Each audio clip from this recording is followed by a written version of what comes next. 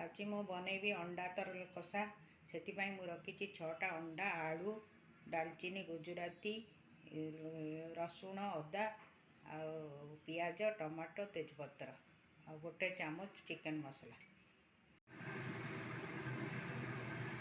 देखते मोर कड़े गरम हो जाए तेल पकईदेवी अधा चामच हलदी पकईदेवी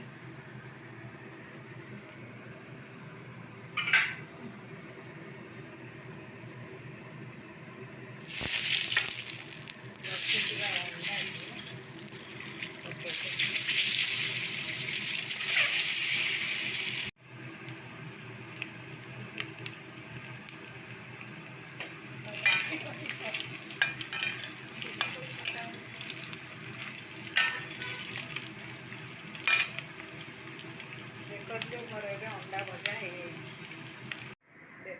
देखु ए मोर अंडा भाजी जाइए मसला कषिकी रखी आलू रखी एवं मु प्रस्तुत करी अंडा कषा।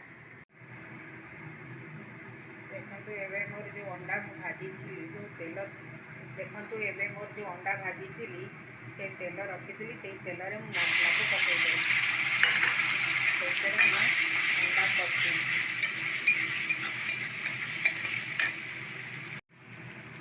देखो ये मोर मसला कषी देखिए मुझे टिके हलदी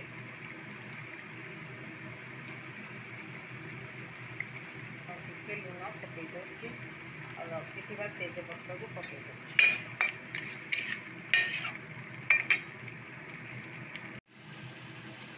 देखो ये मोर अंडा मसला कषी जाइए अंडा और रखी आलू को पकई दूसरी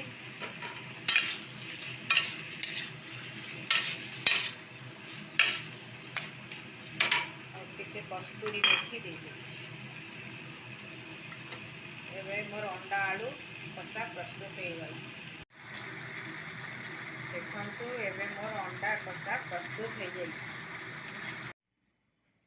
देखु एवं मोर अंडा कषा प्रस्तुत हो गई।